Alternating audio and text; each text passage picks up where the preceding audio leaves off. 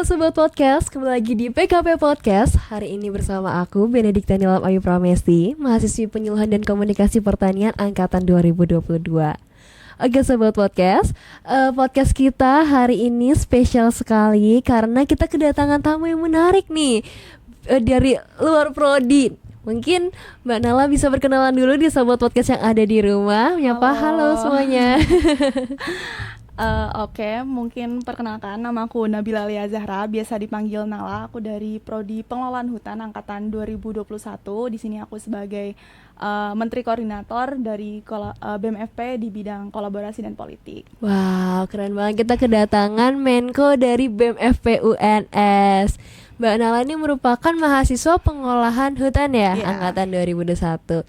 Oke nih Mbak, ngomongin tentang Mbak Nala ini sebagai Menko BEM. Nah, di situ kegiatannya ngapain aja tuh Mbak di Menko BEM itu? Kalau aku sebagai Menteri Koordinator di kolaborasi dan politik itu, kalau aku sendiri tuh lebih ngurus tentang hubungan eksternal, baik itu eksternal di politik maupun eksternal tentang kolaborasi dari BMFP dan organisasi lain, entah itu dari UKKHMP di FP maupun luar FP gitu sih. Oke. Tapi selain di BMFP UNS nih, Mbak Nala mengikuti program BEM UNS juga ya tahun lalu ya kalau nggak salah ya. Ya itu betul. Bisa diceritakan tuh Mbak, itu tentang apa tuh Mbak? Aku di BEM UNS itu selama 2 tahun. Di tahun pertama itu di BEM UNS 2022 aku sebagai staf Kementerian Analisis Strategis yang juga bergerak lebih ke kajian dan riset politik.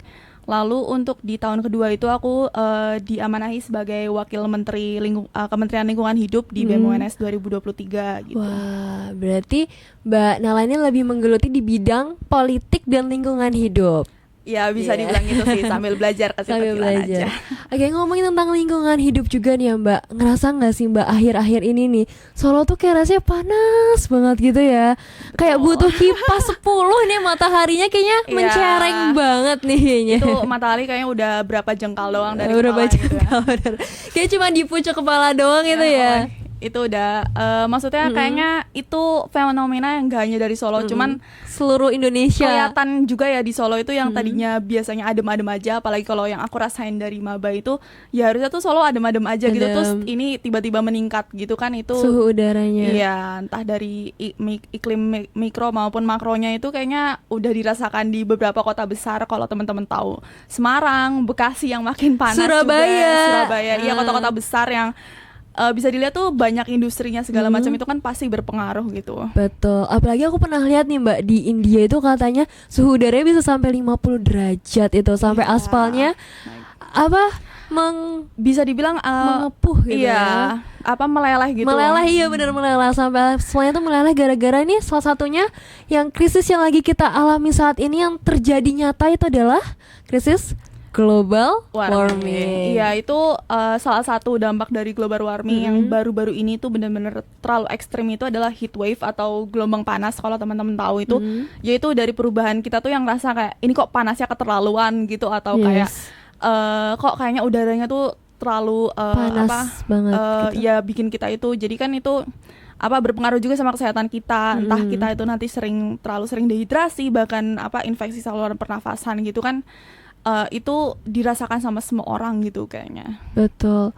Apalagi kalau misalkan siang-siang ini, apalagi pas puasa itu loh ya Mbak, pas panas-panas terus kita nggak boleh minum, itu salah satu dehidrasi juga ya Mbak. Iya, itu cukup berbahaya sih kalau misalnya itu memang itu bisa dibilang bukan ya cobaan, tapi di satu sisi kayak itu kan harusnya bisa kita mitigasikan atau antisipasikan gitu loh dari sebelum-sebelumnya gitu. Apalagi ini kan udah terlalu ekstrem ya menurut banyak data itu, apalagi di kota-kota yang emang awalnya itu udah panas makin panas banget. Kota yang awalnya nggak panas jadi panas gitu. Bahkan even Salatiga sekalipun yang di lereng gunung aja tuh aku udah ngerasa di situ panas banget Mbak. Aku pernah sih ngelewatin Salatiga di zaman-zaman panas-panasnya itu. Wah, aku cukup kaget gitu, kayak wah ini udah bahkan Bandung atau misalnya Tawangmangu pun sekarang udah biasa aja gitu, nggak terlalu dingin iya. Terus sebelumnya. Oh yang ngomongin tentang global warming ini, dari Mbak Nala sendiri, menurut Mbak Nala penyebab dari global warming itu salah satunya apa tuh Mbak? Menurutku penyebab salah satunya yang cukup besar itu gas emisi rumah kaca, entah itu dari penggunaan bahan bakar fosil maupun kayak kendaraan pribadi yang kayaknya tuh semakin berkembang zaman tuh semakin gengsinya semakin besar, tiap orang itu punya harus mobil, punya kendaraan bermotor sebagai validasi diri sendiri gitu. Dan tapi aku juga di sini bisa bilang itu nggak hanya kesalahan individual dari masing-masing, karena di sini ada faktor yang lebih besar, yaitu perusahaan-perusahaan yang kurang aware terhadap lingkungan, dan kurang juga yang bisa dibilang tuh bertanggung jawab. Jadi mereka mengeluarkan gas rumah kaca tapi tidak bisa memberikan feedback ataupun rehabilitasi ke lingkungan yang udah dirusak gitu sih. Betul.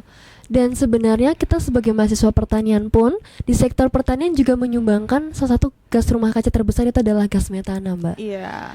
Nah itu mungkin tugasnya kita ya nanti sebagai mahasiswa pertanian terjun ke lapangan itu, bagaimana cara kita untuk memberikan penyuluhan, pengetahuan kepada petani tentang bahaya gas metana bagi lingkungan. Kayak misalkan gas metana itu kan dihasilkan dari penggenangan sawah ya Mbak. Iya.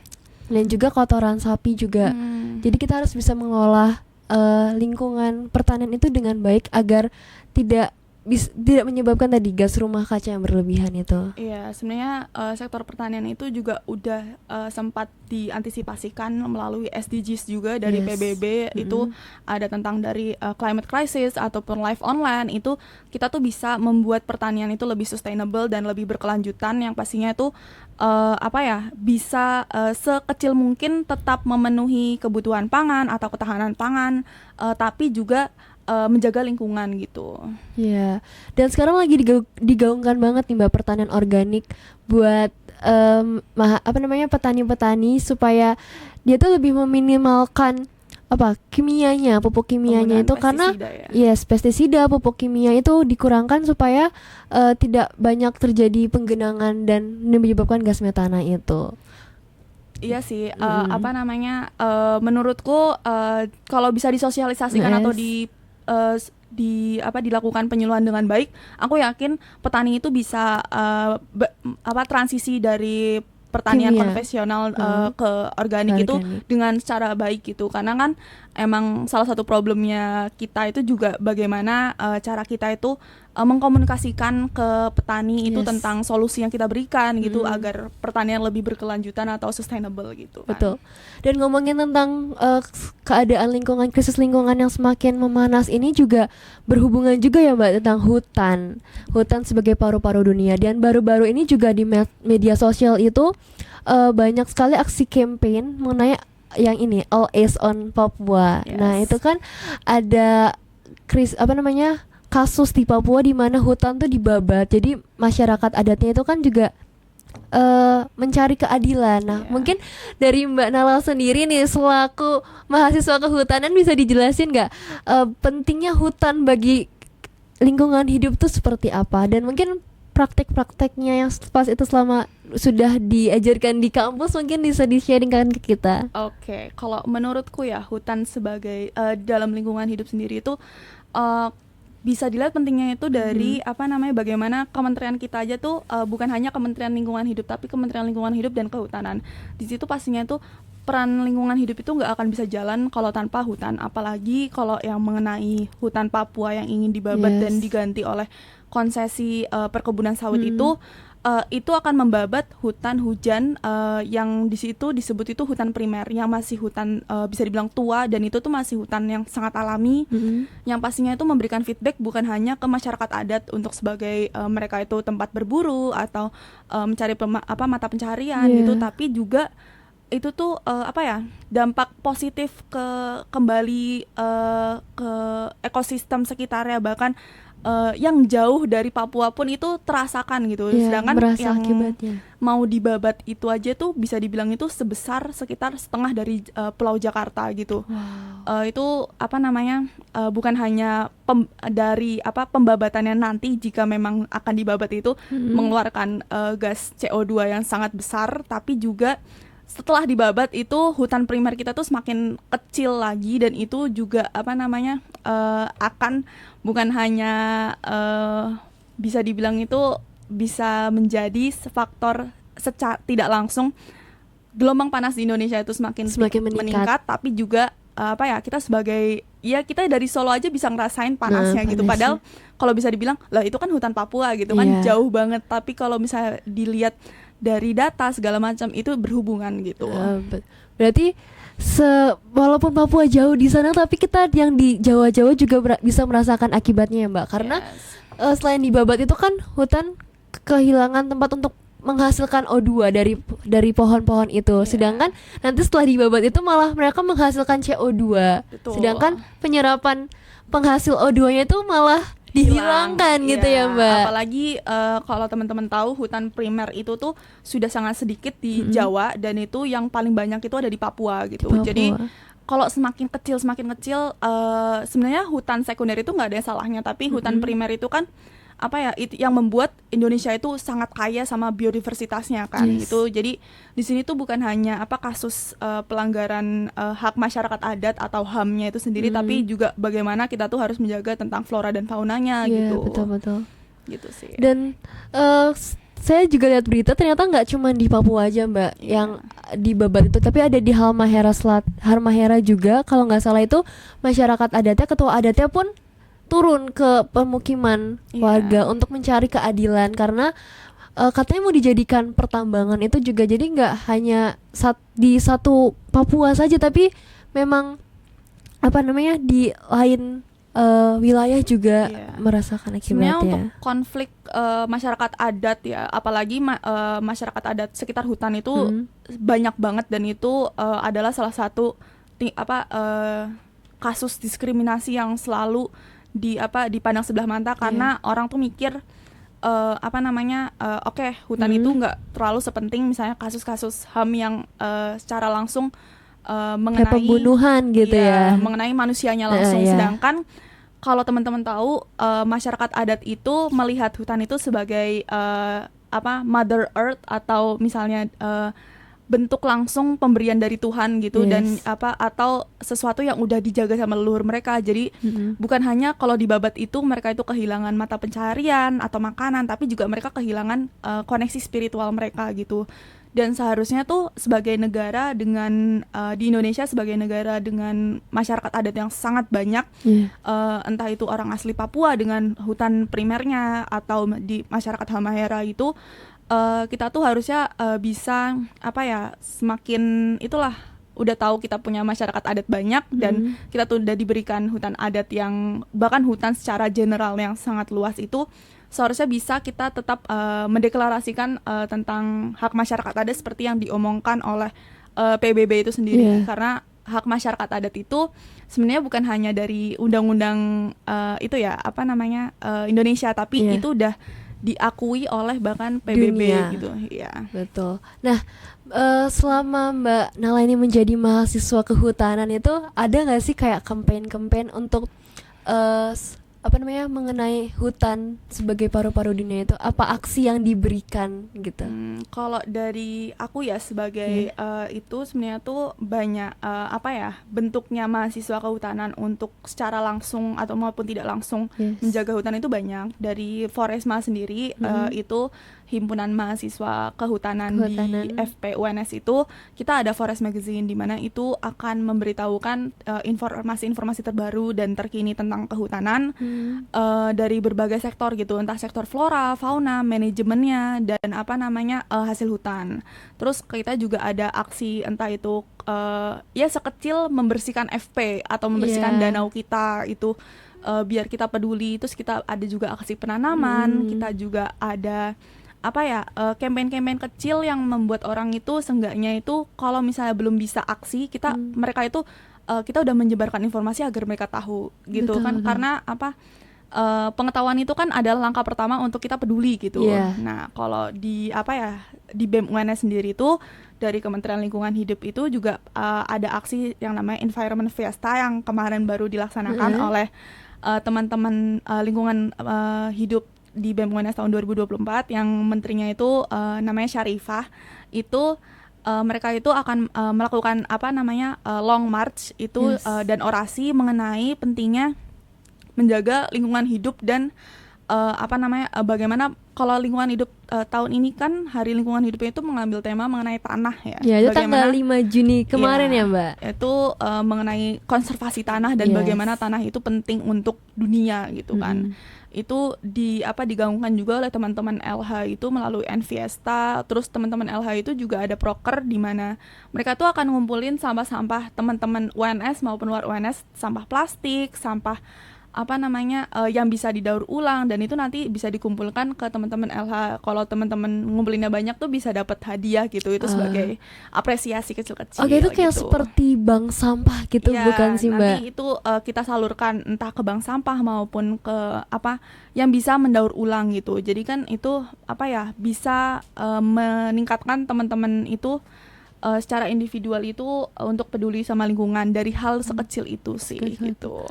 Dan di UNS pun sebenarnya juga sudah menggaungkan tentang keberlangsungan lingkungan hidup ya, Mbak. Kayak misalkan contoh UNS itu sekarang sebagai UNS Green Campus. Yes. Ya, yang kemarin Rabu itu baru bebas emisi yang setiap 1 bulan sekali. Ya, itu Iya. kalau kita di UNS itu adanya tuh biasanya setiap Jumat. Dan Setiap ini Jumat. khususnya minggu ini itu diadakan diganti hari Rabu. Rabu karena ada Hari Lingkungan Hidup. Dan sebenarnya tuh itu adalah salah satu contoh yang baik kalau bisa dioptimalkan ya sama UNS gitu. Apalagi sekarang bis UNS itu sudah beroperasi lagi, jadi mahasiswa itu bisa lebih cepat kalau misalnya daripada pas ada bebas emisi itu harus jalan Jalan ke fakultas kaki. yang jauh gitu kan.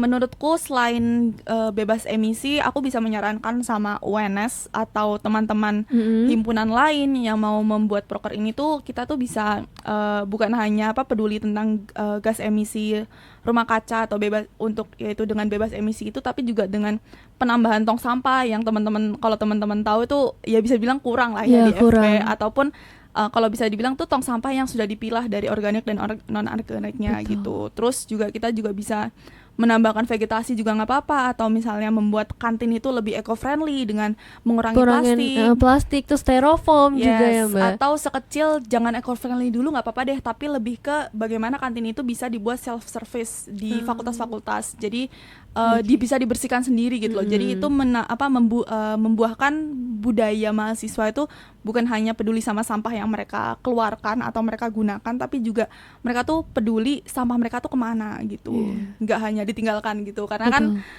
itu salah satu budaya yang cukup bukan jelek sih sebenarnya. Self service itu nggak perlu, nggak apa-apa, tapi asal nggak berserakan gitu kan. Tapi kenyataannya di kantin kita tuh mahasiswanya benar-benar kurang aware banget sama plastik. Apalagi tadi yang Mbak Nala sampaikan, pemilahan sampah organik dan non organik itu sebenarnya setahu aku udah ada tulisannya ya. Tapi mahasiswa tetap aja asal buang. Yang penting itu tempat sampah gitu. Jadi masih belum bisa memilah sampah organik atau sampah non organik gitu. Iya, itu cukup disayangkan sih, apalagi kita fakultas pertanian, di mana kita yang seharusnya bukan hanya peduli di sektor pertanian tapi lingkungan secara general gitu. Kalau ya makanya aku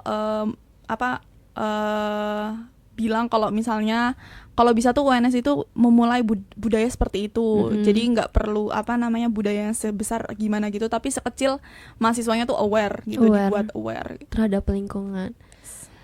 Mungkin di matkulnya Mbak Nala ini ada nggak sih tentang menyoroti tentang lingkungan? Karena di kami di PKP itu di semester 4 ini kita punya namanya ekologi manusia. Jadi itu kayak berbicara mengenai lingkungan hidup.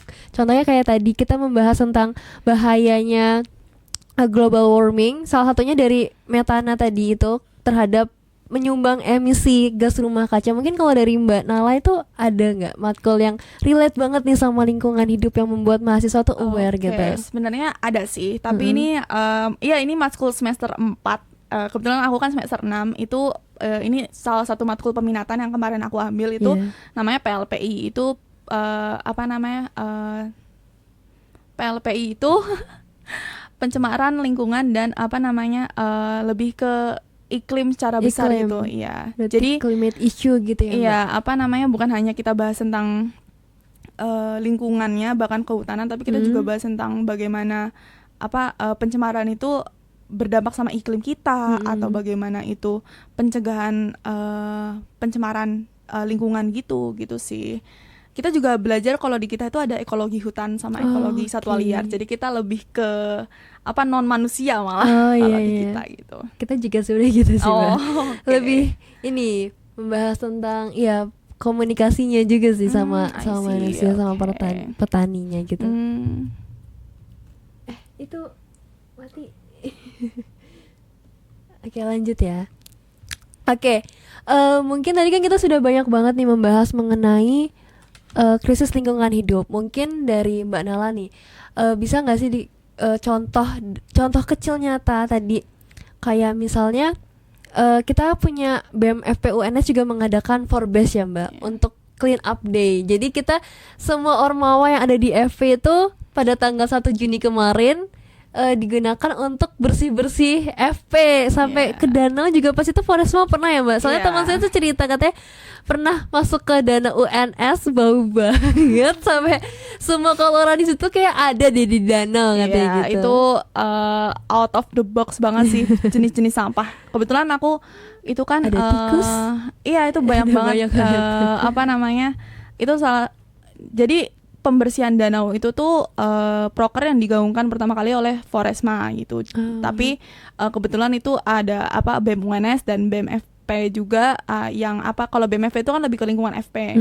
Kalau BEM UNS itu kemarin itu mengajak Foresma tahun ini untuk berkolaborasi gitu untuk membersihkan bahkan satu UNS gitu. Tapi di titik-titik tertentu yang bisa dibilang banyak sampah atau apa gitu. Kalau misalnya tentang danau UNS itu emang kita lihatnya tuh pertama pengelolaan yang masih kurang maksimal, makanya itu sampahnya masih menggenang biasa di situ.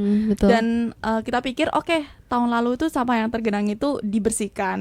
Nyata belum ada 5 bulan itu sudah ada sampah lagi. Jadi ini tuh tentang pengelolaannya sih, bukan hanya kita tuh rutin tiap tahun harus ngelakuin gitu. Tapi kalau tiap tahun ngelakuin terus tapi 5 bulan kemudian itu masih kembali seperti semula, itu kan sama aja gitu ya. Jadi sebenarnya tuh bukan hanya itu nggak enak dilihat mata, tapi juga bagaimana itu tuh mencemari sekitarnya. Apalagi kalau di FP itu kan itu deket banget sama greenhouse kita kan. Entah nanti airnya itu tercemar kontaminasi gitu ya. Betul. Itu kan possible juga gitu. Jadi kalau di BMF sendiri itu kan lebih fokus ke Fapertak Clean Up Day. Itu biasanya itu kita juga sebagai bentuk peduli sama Fakultas Pertanian kita gitu. Jadi kita mengundang sebenarnya umum sih, tapi itu emang ada delegasi dari ormawa-ormawa juga itu untuk kita tuh ngebersihin hampir seluruh tempat di FP gitu. Dan sebenarnya juga nggak hanya di FP, karena ormawa-ormawa di FP UNS itu tuh juga clean up day. Pas itu salah satunya IAS itu mengadakan clean up day di dan campaign di CFD di gitu. Slamet Riyadi. Iya, di Slamet Riyadi gitu. Jadi ya sebenarnya kita sebagai mahasiswa tuh sudah memiliki upaya-upaya yang ditujukan, salah satunya untuk yaitu campaign untuk tetap memperhatikan lingkungan, kebersihan lingkungan, terus lingkungan hidup, karena ya memang kita sebagai mahasiswa pertanian kehutanan itu kan memang tidak terlepas ya dari lingkungan ini, karena memang sangat pertanian ini sangat bergantung dengan lingkungan kita. Dan sangat berhubungan. Betul. Gitu. Sebenarnya tuh upaya dari mahasiswa itu aku ngeliatnya tuh udah cukup banyak. Cuman kalau misalnya bisa dibudayakan dari masing-masing mahasiswa itu untuk mengumpulkan sampah plastik mereka, atau sekecil mereka tuh memilah gitu. Jadi nggak hanya perlu dari proker-proker besar di Ormawa maupun UKKHMP, tapi dari diri mereka sendiri gitu, kesadaran individunya sendiri. Dan aku juga di sini mengatakan kalau itu tuh bukan hanya dari individu juga, tapi bagaimana tata kelola manajemen kampus maupun manajemen pemerintahan, bahkan manajemen swasta, di mana tuh mereka tuh punya sebagai pemangku kebijakan dan bisa memberikan kita tuh kebijakan yang lebih baik gitu. Itu juga sangat berpengaruh gitu, karena kan tentunya global warming in general secara global itu tuh nggak bisa diselesaikan oleh orang-orang individual, tapi juga bagaimana perusahaan-perusahaan itu mulai bertanggung jawab, pemerintah itu mengeluarkan regulasi yang baik gitu kan. Betul. Jadi seluruh pihak itu harus bekerja sama gitu. Betul. Berarti gak cuma individu tapi juga kita harus kerja sama seluruh stakeholder yang ada. Kayak misalkan dosennya juga mungkin bisa, terus pemerintah daerahnya, mungkin dari pemerintah nasionalnya, dan bahkan seluruh dunia yang di PBB itu ya Mbak. Oke, perbincangan kita hari ini cukup menarik. Sekali lagi terima kasih kepada Mbak Nala atas kesempatan dan waktunya sudah mau main ke PKP Podcast. Dan untuk sobat podcast, see you in the next video, see you in the next episode. Bye-bye, aku Nilam dan Mbak Nala pamit undur diri. Bye-bye. Terima kasih teman-teman. Terima kasih semua.